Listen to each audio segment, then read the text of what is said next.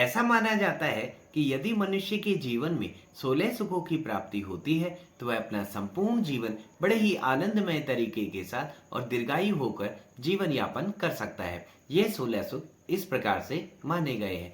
पहला सुख निरोगी काया, दूसरा सुख हो घर में माया, तीसरा सुख हो कुलवंती नारी, चौथा सुख हो सुताज्ञाकारी, पांचवा सुख सदन हो अपना, छठा सुख सिर पर कोई ऋण ना हो, सातवां सुख चले व्यापार, आठवां सुख हो सबका प्यारा, नौवां सुख भाई बहन हो, दसवां सुख न बैरी स्वजन हो, ग्यारहवां सुख हो मित्र हितैषी सच्चा, बारहवां सुख हो पड़ोसी अच्छा, तेरहवां सुख उत्तम हो शिक्षा, चौदहवां सुख हो सदगुरु से दीक्षा, पंद्रहवां सुख हो साधु समागम और 16वां सुख माना गया है संतोष बसे मन अर्थात संतोषी प्रवृत्ति।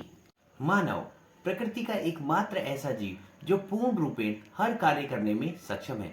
84 लाख योनियों को भोगने के बाद हमें यह मानव जीवन मिलता है। यह जीवन कोई खैरात में नहीं मिलता बल्कि ऊपर वाले की तरफ से दी गई एक अनमोल धरोहर के रूप में है जो हमें आने वाली पीढ़ी को सौंपना होता है। इसके साथ ही हमारी एक और जिम्मेदारी बनती है कि हम आने वाली पीढ़ी को एक और चीज सिखाएं और वह है इंसानियत। क्या मैं और मेरा परिवार यही मेरी जिंदगी है? इंसानियत का मतलब है कि हमारे मन में दूसरों के प्रति प्रेम, दया, करुणा, ममता और त्याग की भावना होनी चाहिए।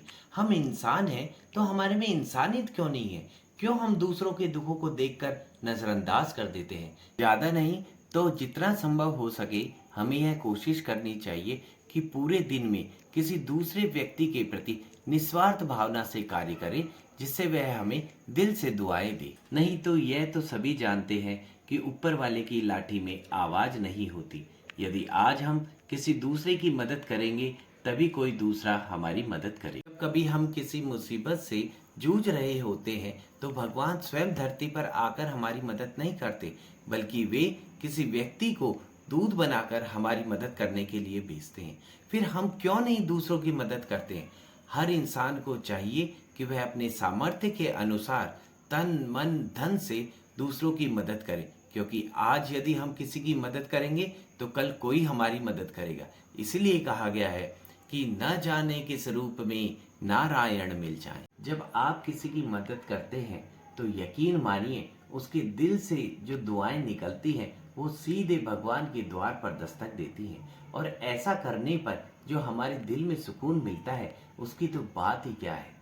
मनुष्य का जीवन क्या है और कैसा होना चाहिए, इसके लिए कहा गया है, मनुष्य जीवन अनमोल रे, ना मिट्टी में रोल रे, अब जो मिला है फिर न मिलेगा, कभी नहीं कभी नहीं कभी नहीं रे।